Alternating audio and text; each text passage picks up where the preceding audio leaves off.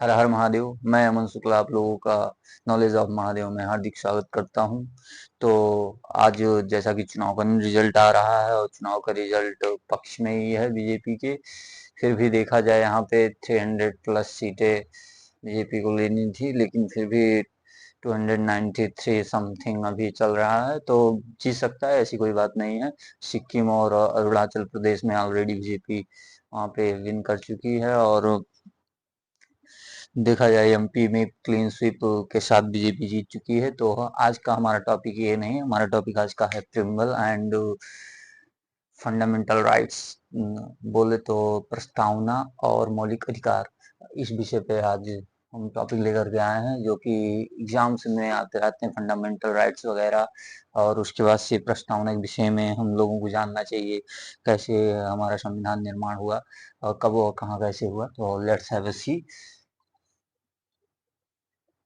Preamble and fundamental rights, आज का topic यही है। और दोस्तों, आप लोग अपना फीडबैक देते रहिए, कमेंट बॉक्स में अपना फीडबैक देते रहिए। कोई भी परेशानी हो, कोई भी दिक्कत हो, तो जिससे कि हम उसको इजीली सॉल्व कर पाएँ, अपने अंदर और सुधार कर पाएँ, और इम्प्रूवमेंट के साथ बहुत सारी वीडियो आप लोगों को उपलब्ध करा पाएँ। वही देखते हैं कि कैसे हुआ। तो जैसा कि जानते हैं कि 1947 में हमारा भारत आज़ाद हुआ था। तो 15 अगस्त 1947 को हम लोग मनाते हैं स्वतंत्रता दिवस, इंडिपेंडेंस डे। और एक रिपब्लिक डे मनाया जाता है। क्यों मनाया जाता है, कैसे, अभी उस सब पे भी बात आज कर लेंगे एकदम क्लियरिटी के साथ। तो सबसे पहले हम देखेंगे कि 22 जनवरी 1946 में कैबिनेट मिशन जो था वो भारत आया था। कैबिनेट मिशन जो था भारत आया था। और इस कैबिनेट मिशन जब भारत आया था, तो उस समय ब्रिटेन के प्रधानमंत्री थे क्लीमेंट एटली। क्लीमेंट एटली इटली।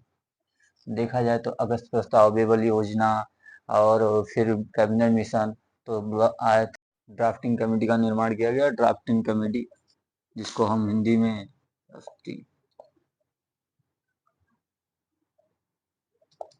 ड्राफ्टिंग कमेटी, जिसको हम हिंदी में मसौदा समिति बोलते हैं, मसौदा समिति। तो मसौदा समिति का निर्माण किया गया उसके बाद ही। तो और यहाँ पे 22 जनवरी 1946 में कैबिनेट मिशन आया, और मार्च 1946 से कैबिनेट मिशन पे लोगों के द्वारा बातचीत करना स्टार्ट हुए। और इस समय हमारे जो वायसराय थे वो माउंटबेटन थे। माउंटबेटन माउंटबेटन हमारे वायसराय थे। इससे पहले हमारे वायसराय थे वेगल। वेगल इन्हीं के द्वारा वेगल योजना भी पारित किया गया था 1945 में। और ये तो हम लोगों को जो इसके विषय में नहीं जानना है, हम लोगों को बस इतना जानना है कि जो मसौदा समिति, पहले संविधान सभा का निर्माण किया गया। कैबिनेट मिशन आने के बाद संविधान सभा के हेड थे डॉक्टर राजेंद्र प्रसाद। फिर डॉक्टर राजेंद्र प्रसाद की देखरेख में तब जाके निर्माण किया ड्राफ्टिंग कमेटी था, संविधान बनाने के लिखने के लिए और सबके लिए ड्राफ्टिंग कमेटी मसौदा समिति थी। उसके अध्यक्ष बने गए अम्बेडकर को, अम्बेडकर,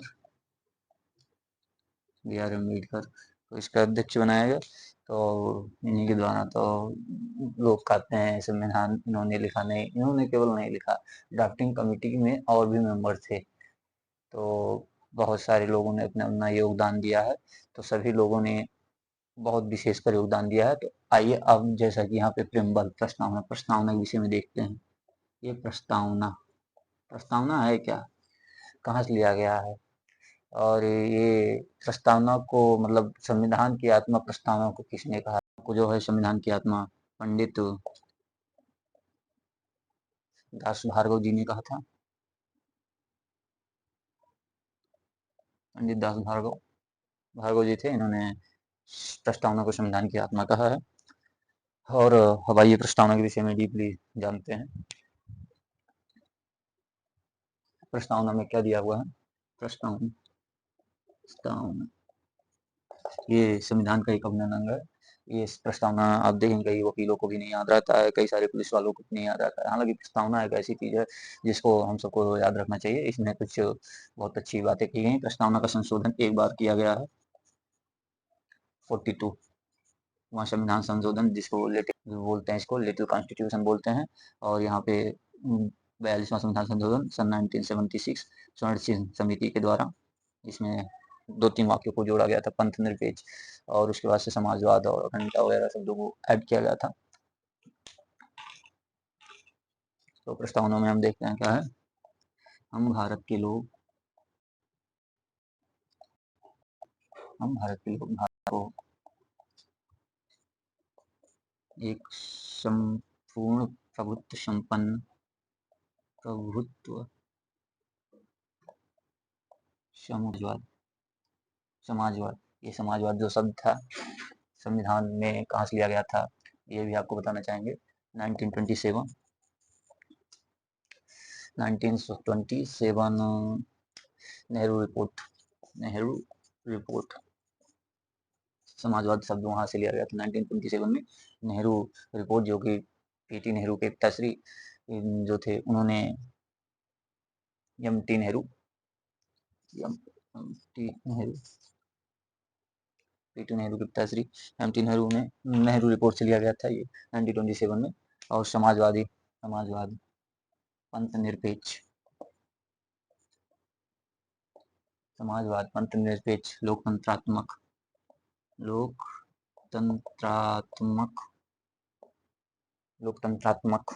गणराज्य बनाने के लिए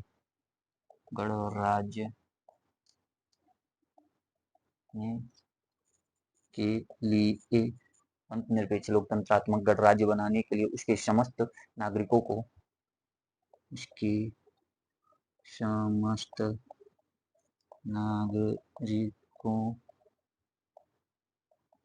नागरिकों को फिर हो गया सामाजिक, आर्थिक,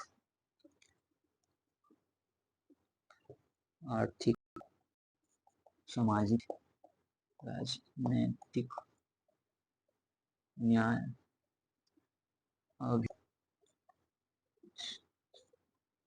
धर्म और भाषण की स्वतंत्रता था। और हेलो, हाँ प्रणाम भैया। हाँ बस रूम पे ही हैं,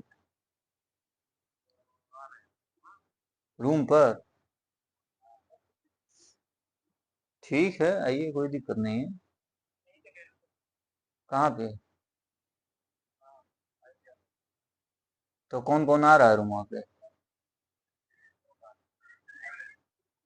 हाँ, अब सब बिखरा हुआ है सामान, का देखेंगे। हाँ हाँ, रूम रूम जानते हैं कहाँ है? ठीक था। तो फ्रेंड्स, थोड़ा सा कॉल था, सॉरी फॉर दैट, इम्पोर्टेंट था, पिक करना पड़ा। तो हम लोग कहाँ थे? प्रतिष्ठा और अवसर की क्षमता प्रदान कराने के लिए, अर्थात सबको समान अधिकार दिलाने के लिए, अवसर की कराने के लिए, सॉरी फॉर दैट, के लिए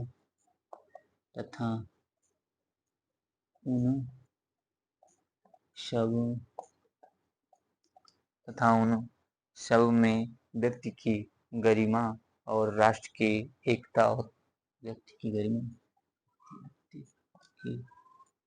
गरिमा और राष्ट्र की, बस 2 बार लगाना है।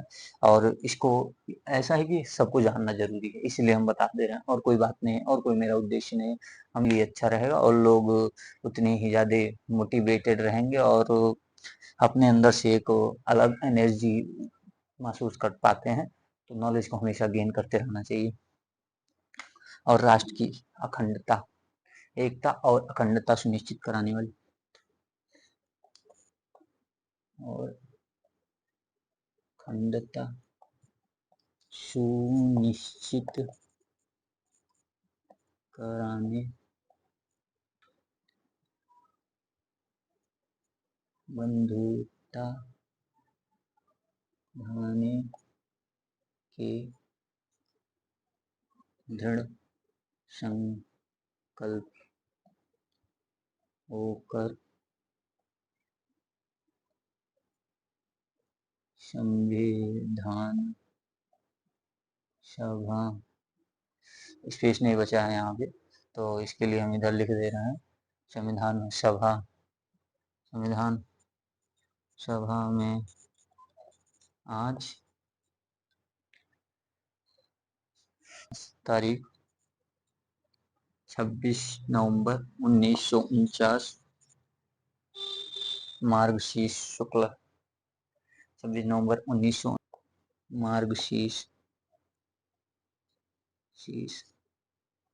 शुक्ल सप्तमी, शुक्ल सप्तमी 2006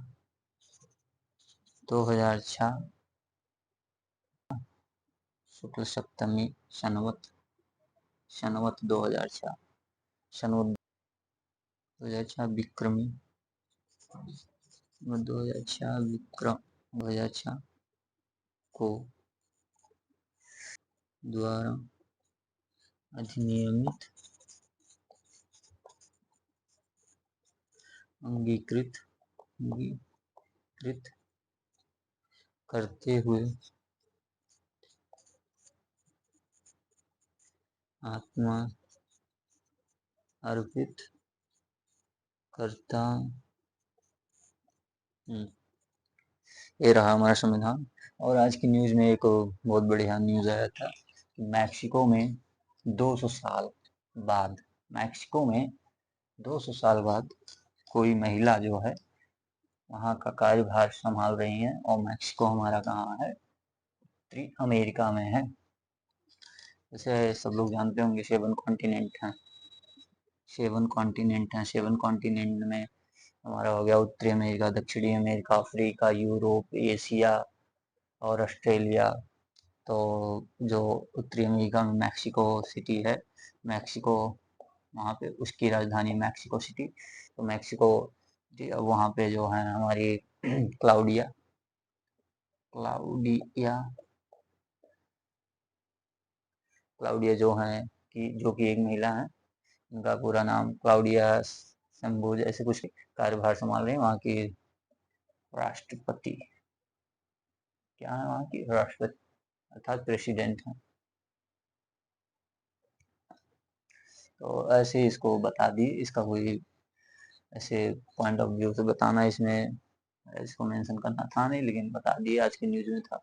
और अच्छी बात है, महिलाएं सशक्त हो रही हैं और पढ़ भी रही हैं, तो आगे बढ़ें, हमारा भी साथ उनके साथ, क्योंकि विकास सबका होना चाहिए, चाहे और वैदिक काल, उत्तर वैदिक काल, ऋग्वैदिक पीरियड में महिलाएं सशक्त तो ऐसे fundamental rights right here, fundamental rights, ये बहुत बढ़िया सब्जेक्ट है, फंडामेंटल राइट्स। इसको सबको जानना चाहिए, छोटा बच्चे से लेकर के बड़ा, क्योंकि हम अगर देखेंगे तो DPSP, directive principle of state policy, या directive principle of state policy, DPSP इसको नीति निर्देशक तत्व बोलते हैं, राज्य के द्वारा ये इसको लागू किया जाता है। इसके विषय में हम आप लोगों को नेक्स्ट वीडियो में बताएंगे। फिलहाल आप इतना जानिए कि फंडामेंटल राइट्स क्या क्या है हमारे, क्षमता का अधिकार, और इसके हनन पे हम लोग क्या कार्रवाई कर सकते हैं। अगर इसका हनन होता है, यदि आपकी क्षमता का अधिकार का हनन होता है, आप डायरेक्ट जा सकते हैं। अगर फंडामेंटल राइट्स हनन हो रहा है, आप डायरेक्ट सुप्रीम कोर्ट में जा करके चैलेंज दे सकते हैं। हाई कोर्ट में पहले याचिका दायर करेंगे तो 5 रिट जारी करेगा हाई कोर्ट, और 5 रिट जारी करने के बाद से, और उसके बाद से फिर जानते हैं, फिर सुप्रीम कोर्ट में भी जाकर के डायरेक्ट आप अपील कर सकते हैं आपके, अगर फंडामेंटल राइट्स का हनन हो रहा है। इसमें डिस्ट्रिक्ट कोर्ट का कोई भी रूल नहीं है, डिस्ट्रिक्ट कोर्ट में आपको जाना ही नहीं है, direct high court, supreme court में आप दौड़िए और आपका ये फंडामेंटल राइट, इस सब विषय में तो बहुत सारे केसेस भी हुए हैं। ये हमारे आर्टिकल 14 से 18 तक है। अनुच्छेद, आर्टिकल हिंदी में इसको अनुच्छेद बोलते हैं। समता का अधिकार हो गया, फिर उसके बाद स्वतंत्रता का अधिकार हो गया। ये जो हम लोग चल फिर पा रहे हैं, आज़ादी है, ये सब हमारे ये संविधान में ऑलरेडी लिखित है, स्वतंत्रता का अधिकार। कई कई देशों में आप उदाहरण के ले लीजिए नॉर्थ कोरिया, उत्तर कोरिया को ले लीजिए, किम जोंग उन को, तब तानाशाह डिक्टेटर है। तो हमारे यहाँ ऐसा कुछ नहीं है। 1922 अनुच्छेद, अनुच्छेद 1922। और यहाँ स्वतंत्रता के अधिकार के बाद से है शोषण के विरुद्ध अधिकार, कि कोई भी किसी का शोषण नहीं कर सकता है।